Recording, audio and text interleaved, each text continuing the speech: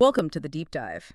Today, we're tackling something pretty significant. It's this growing critique, this idea that maybe, just maybe, a lot of the buzz around modern artificial intelligence, well, it might be built on shaky ground. Some critics are even calling it the AI con. It's a provocative title, isn't it? And it really gets to the heart of what we want to explore. Our sources, including folks like Emily Vender and Alex Hanna, who've been quite vocal about this, they argue the industry often anthropomorphizes these machines, Yeah. makes them seem more human, more capable than they actually are. Right. They talk about AI as magic. We're looking at that gap, the space between how these systems actually work, the complex math, the statistics, and how they're often presented to the public. Exactly. And look, this isn't just some academic debate club topic. It matters. Why? Because if hype takes over, if we buy into the magic narrative, it leads to real problems right now. Yeah, you see it steering huge amounts of money, potentially blinding policymakers to the immediate risks, the stuff happening today, not 50 years from now. It stops us getting to what one source nicely calls sober realism. That's the goal, isn't it? Sober realism. Our mission today is really to dissect this whole narrative. Go back to basics. We need to try and clearly separate, the output that's just statistically plausible, even if it's incredibly convincing mimicry, from genuine human-like general intelligence. And to do that, we need to understand the fundamental differences in architecture, right? Between biological brains and these artificial systems. That's the only way. Okay, let's unpack this. So if we want to see where the machines fall short, maybe we need to first establish the benchmark. What makes us intelligent? Our sources really emphasize the sheer complexity of the human brain. It's not just about pattern matching, is it? Not at all. I mean, just look at the structure. Way back, Ramon y Cajal, a pioneer in neuroscience, he observed the neocortex isn't just, a uniform blob of neurons. Right. It's organized, roughly 6 distinct layers, horizontally. And these layers look different. Different neuron sizes, shapes, densities. The thinking is they probably do different things, different kinds of computations. Highly specialized, hierarchical. Which is already a big difference from a lot of current artificial neural networks, or ANNs. They tend to be more uniform. Much more homogeneous, yes. Yeah. Vast layers, but often without that kind of specific layered functional specialization you see in the cortex. But the really crucial difference, the thing that likely enables our flexibility, our general intelligence, that seems to be how we ground our knowledge. You mean how we relate information to the world? Exactly. The concept of internal reference frames. Our brains don't just process raw data floating in a void. They build and maintain internal, consistent models of the world. Think about specialized cells like grid cells and place cells, mainly in and around the hippocampus. Okay. They essentially create cognitive maps. So when sensory input comes in, the brain interprets it relative to this internal map, this established model. Can you give us an example? Make it a bit more concrete. Sure. Think about touch. Imagine you press a single nerve ending on your fingertip. That nerve just sends a signal. Pressure. Doesn't inherently know where it is in 3D space. Right, it's just on or off. Pretty much. But you feel the touch at your fingertip. Precisely located relative to your hand, your body, maybe the table it's resting on. How? Because your brain places that pressure signal within its internal general-purpose model of your body and its surroundings. So we're constantly running a kind of simulation in our heads. In a very real sense, yes. A meticulously maintained, constantly updated simulation. And that's what gives us this incredible flexibility. We can learn something abstract, like geometry. And then apply it to something totally new, like designing a chair. Exactly. Because the knowledge is grounded in a spatial, relational model, not just tied to the specific examples we learn from. Okay, so that's the human standard. Structured layers, internal reference frames, a grounded world model leading to flexibility. How do current ANNs stack up against that? Well, generally they fall short precisely because they lack that kind of architectural grounding. Take a typical image recognition network. It gets pixel data, crunches it through layers, and spits out a label. Cat. And it can be very accurate at that. Incredibly accurate. If the input looks statistically similar to the millions of cat images it was trained on. But does it know what a cat is? Does it understand a cat has a 3D structure, that it takes up space, that it can move independently, that it might be hiding behind the sofa? No, it just matches patterns to labels. Exactly. It doesn't have a reference frame for the cat in the world. It only knows this pattern of pixels correlates highly with the label CAT. No deeper knowledge. And this limitation, this lack of grounded understanding, that brings us straight to the current stars of the show. Large language models, LLMs. like Mm. ChatGPT. Dazzling, but maybe empty. That's a good way to put it. LLMs are fundamentally connection machines. Stephen Wolfram described them really well. They are trained, essentially, to do one thing: predict the next likely token in a sequence. A token is just a piece of a word, or maybe a whole word. So based on the vast ocean of text they've ingested, Petabytes of it, they yes. figure out statistically what word or piece of word is most likely to come next, given the preceding sequence. Precisely. They optimize for generating statistically plausible language. Relationships between words. Linguistic fluency. That's the goal. Not truth, not comprehension, not consistency. Just what sounds right. Which explains why they can be so confidently wrong sometimes. They hallucinate facts. It's the perfect illustration. The model isn't checking against reality. It's checking against its internal statistical model of language. If a plausible-sounding falsehood is more statistically common in its training data than the truth, or just fits the sentence structure better. It'll trot it out sounding completely convinced. Exactly, because convincing is what it's optimized for. Plausibility, not accuracy. And this focus on just sounding right, sounding human, it takes us all the way back to the very beginning, doesn't it? To Alan Turing and the imitation game. The Turing test, yeah.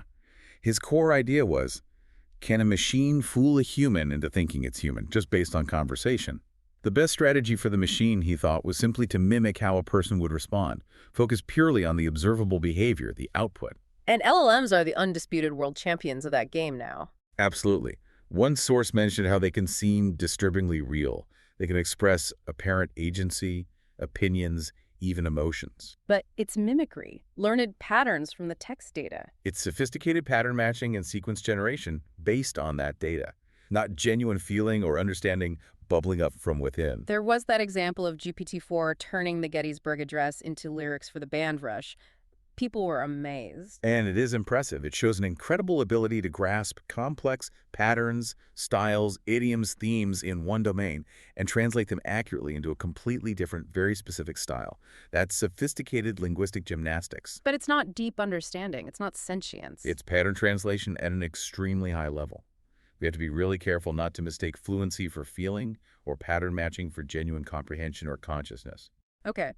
So, if it's primarily mimicry, that sets some clear boundaries. Let's dive into those limits, both philosophical and technical, that often get lost in the hype. Right, that distinction, mimicry versus real understanding, is key. Because if we accept it's mostly mimicry, we can start asking tougher questions. Like, why are we humans so quick to see mind in these machines? Why does a sophisticated pattern matcher trigger our instinct to think it might be conscious? Well, it taps into something deep in us, doesn't it? Our tendency to anthropomorphize. When something behaves in a sufficiently complex, seemingly goal-directed, or crucially linguistically fluent way, our social brains just light up. We start treating it like an agent, like a mind. And that has real ethical weight attached to it. You start hearing discussions about rights for robots. Exactly. If these systems could genuinely experience suffering or have subjective states, then they might deserve moral consideration. There have been serious proposals, like the EU committee suggesting a potential legal status of electronic persons for advanced AI down the line. It forces the question, but what does the science, the actual biology of consciousness tell us? Can we ground this debate? I think we can, to a large extent. Neuroscience offers a pretty strong counterpoint. Right. When we look at what enables conscious awareness, subjective experience, even just basic wakefulness in humans and other animals. Yeah. We see specific, complex, often centralized brain structures playing critical roles. Think about the thalamus, this sort of central hub deep in the brain, densely connected with the cortex, absolutely vital for regulating sleep, wakefulness, attention. Or specific types of neurons and circuit patterns within the cortex itself. And if those specific bits are damaged? The damage to those key areas reliably leads to coma, vegetative states, a loss of subjective awareness. Consciousness, as we understand it biologically, seems tightly coupled to a particular kind of physical architecture, a specific substrate. Okay, so consciousness requires certain biological hardware, essentially. That's what the evidence strongly suggests for us. Now, look at an LLM. What is it physically? It's a massive matrix of numbers, parameters, running on silicon chips. It fundamentally lacks those biological structures, no thalamus, no specific cortical layers doing the same jobs, no equivalent specialized neuron types. So the argument is, if the necessary hardware isn't there, then it's highly improbable, statistically speaking, that current LLMs possess subjective experience in anything like the human sense. We can't rule out other paths to consciousness entirely, of course, but based on the only example we know, biological life, the conditions just don't seem to be met. What's fascinating here is the physical substrate of consciousness seems essential. It really does, which brings us back to that core confusion, mistaking calculation for consciousness. Right. We see something like AlphaGo Master going in with, what, an astronomical number of possible moves? $2 and 8 times the Epic. possible board positions, yeah.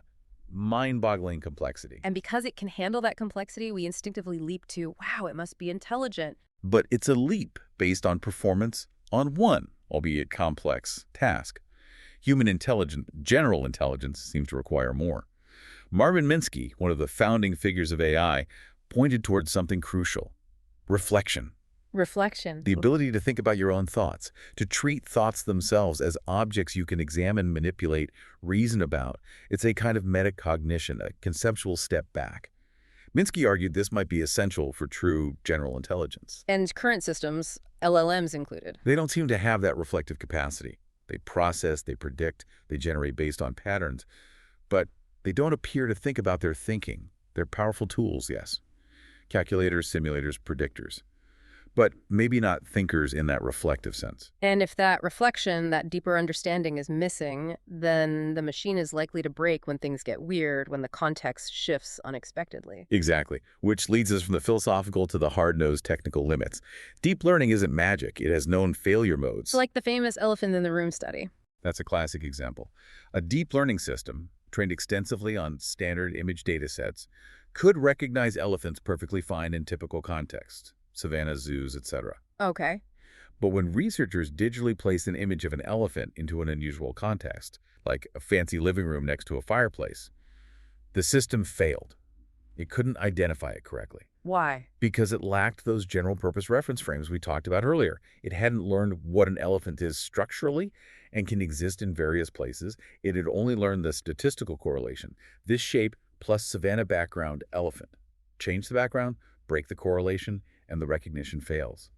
It shows a lack of robust, generalizable object understanding. It's brittle. It can be, yes, especially outside its training distribution. And interestingly, it's not just critics pointing this out. Some of the pioneers of the field are raising fundamental questions too. You mean like Geoffrey Hinton? Exactly. Hinton, often called the godfather of deep learning, has actually expressed deep skepticism about the core learning mechanism used in most of these systems: backpropagation. Wow. Backpropagation is fundamental, isn't it? How they learn from data. It's the dominant method, yes. Basically, it's a way to adjust the connections, the weights, within the network based on errors detected in the output, usually requiring labeled examples. This is a cat, this is not a cat.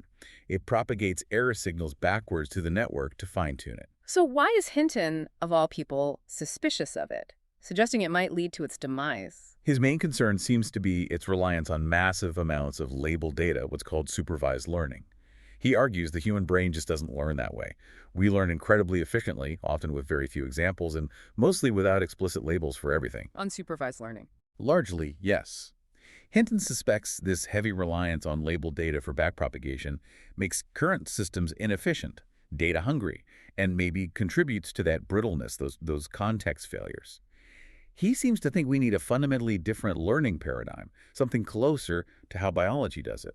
That's a pretty radical critique from within. And if the learning mechanism itself is questioned and the internal workings are so complex, we run right into the black box problem. The black box problem is huge. These deep neural networks can have billions, even trillions of parameters. Understanding why a specific input leads to a specific output is often incredibly difficult, if not impossible. The reasoning is distributed across all those connections in non-intuitive ways. Which is fine if you're recommending a movie, maybe. But what if it's deciding bail, or a medical diagnosis, or driving a car? Now you see the issue. Max Tegmark raises this point vividly. Imagine a robo-judge convicts someone. The defendant asks why, and the answer is just, well, we trained the system on lots of data, and this is what it decided based on the patterns it found. That's not justice. It's not accountability. It's completely unsatisfying, potentially unjust, and deeply problematic for transparency and due process. Cathy O'Neill's work on weapons of math destruction explores exactly this, how opaque, unaccountable algorithms can reinforce bias and cause real harm. Like that recidivism prediction software used in the US. That's a prime example. Studies argued it was biased against African Americans, recommending harsher sentences or denying parole more often than for other groups with similar profiles. Why? Likely because the historical crime data it was trained on reflected existing societal biases. So the AI just learned and automated the bias? Precisely. It embedded the human biases from the data into its complex, inscrutable model. Is it a sexist, racist robo-judge, as Tegmark asks, or just a reflection of biased data? The problem is with the black box, it's hard to tell exactly where the bias lies or how to fix it reliably. And when these systems inevitably hit a wall, when they fail or get confused by something outside their training, that's when the curtain gets pulled back on another part of the con. Yes, the hidden human workforce. Ghost work. That's the term Mary Gray and Siddharth Suri use. It refers to the millions of people, often in lower-income countries, doing the essential but invisible tasks needed to make AI systems seem autonomous. Like what kind of tasks? Cleaning up messy training data, labeling images or text, checking the AI's output for errors, handling edge cases the algorithm can't manage, moderating content, essentially filling in all the gaps where the AI fails. So the seamless AI experience we get is often part human. Very often, yes, especially for complex, real-world applications. Gray and Suri describe workers like Aisha in Hyderabad, performing these microtasks remotely, often without benefits or job security, piecing together an income. It's the human safety net for AI's limitations, but it's kept hidden. Exactly. It's crucial for making the AI work in practice, but acknowledging it undermines the narrative of pure automation and machine intelligence. The business model often depends on keeping this labor invisible and unregulated. So the AI service is actually a kind of hybrid human-machine system managed through APIs, not the fully autonomous thing it's sold as. It's a critical piece of the puzzle, exposing that gap between the promise and the messy reality. Okay, last piece of this limits section. AGI, artificial general intelligence, the timelines. This dominates so much of the public fear and excitement. But the messaging seems inconsistent. Wildly inconsistent. You have figures like Sam Altman at OpenAI, whose rhetoric, at least historically, sounded incredibly urgent, almost messianic. Reports suggested he didn't just want to lead the race to AGI, but to be the only one to cross the finish line. It creates this intense winner-takes-all pressure. High stakes, drive funding, attract talent. Absolutely. But then you look at more, let's say, sober assessments. Official bodies like the U.S. National Science and Technology Council, their consensus view, reflected in policy documents, is that AGI is likely decades away. Decades, not imminent. And therefore, it should have little impact on current policy. There's a huge disconnect between that measured view and the near-term apocalypse or utopia narrative often pushed by industry players. But the justification for the urgency, the reason we must race ahead, often invokes the danger of a hard takeoff. What's that about? The hard takeoff, or intelligence explosion scenario, is the big existential worry. The idea is, what if an AI reaches roughly human-level general intelligence, and then, because it's smarter, it can rapidly improve its own intelligence far faster than humans could? A runaway chain reaction. Exactly, leading to superintelligence potentially very quickly. The nightmare scenario, argued by people like Stuart Russell and Nick Bostrom, is that if we haven't solved the control problem before this takeoff happens— The control problem being how to make sure its goals stay aligned with ours. Permanently aligned, yes. If we haven't solved that and unaligned superintelligence emerges rapidly, it could be game over. It might be too powerful for us to shut down or correct its goals, potentially locking humanity into a future dictated by alien machine values. That's the fear driving some of the urgency, even if the timeline is uncertain. Okay, so we've seen the limits, architectural, technical, philosophical. We know AGI is likely decades off, despite the hard takeoff fears. Yet, the hype machine rolls on. Why? This section gets into the real, present-day consequences. It seems the AI con isn't just about misunderstanding tech, it's about power and money. Here's where it gets really interesting. Absolutely. The concentration of power in AI development is, frankly, staggering. Look at the numbers. One analysis tracked ownership of major AI models. Back in 2010, big tech companies controlled about 11% of them. Okay. By 2021, that number had jumped to nearly 96%. It's moving towards near total corporate dominance of the cutting edge. And the money involved, it follows that trend. Completely. In 2021, private sector investment in AI reportedly topped $340 billion. Uh-huh. Compare that to the budget for all non-defense U.S. government agencies doing AI research, about $1.5 billion. Wow, that's what, over 200 times more private money? Roughly, yes. Yeah. When you have that kind of disparity, who do you think sets the agenda? Whose priorities get funded? It's overwhelmingly corporate, profit-driven goals shaping the future of this technology. So the hype isn't just accidental, it serves a purpose. It's arguably the main engine. Think about the constant talk of AGI. Either it'll save the world or destroy it. This extreme binary framing does a couple of things. It creates urgency, justifies massive investment. And it conveniently distracts from the details of how it's being built now. Exactly. The methods, the ethics, the biases, the environmental costs.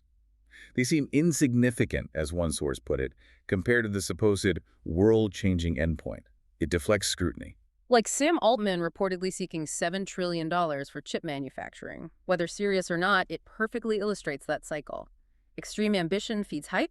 Hype justifies ambition. And that ambition, the drive for mega hyperscale AI, has very real environmental costs today.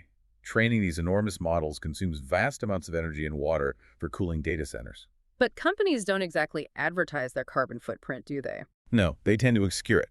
And sometimes you see these counter-narratives pop up. Oh, but AGI will solve climate change. It's a way to deflect from the immediate environmental impact of the development process itself. It sounds like deliberate obfuscation, keeping things hidden. Shoshana Zuboff talks about this in the context of surveillance capitalism. Corporate strategies often involve camouflaging true purposes, making operations illegible and complex, moving incredibly fast, and using rhetoric to make the public feel helpless, like it's all inevitable. Resistance is futile. Pretty much. And that combination, the speed, the complexity, the black box nature, the rhetoric, makes it incredibly hard for outsiders, for the public, for regulators to even measure the harms, let alone address them. Frank Pasquale calls this the black box society problem. It reminds me of what Cathy O'Neill wrote about the 2008 financial crisis. The risk models failed spectacularly. A perfect analogy. Why did they fail? Because the complex models used to rate mortgage-backed securities made fundamentally flawed assumptions. They assumed, for instance, that housing defaults were random, uncorrelated events, which wasn't true. They all failed together when the market turned. Exactly. And they assumed the future would look just like the recent past, another false assumption.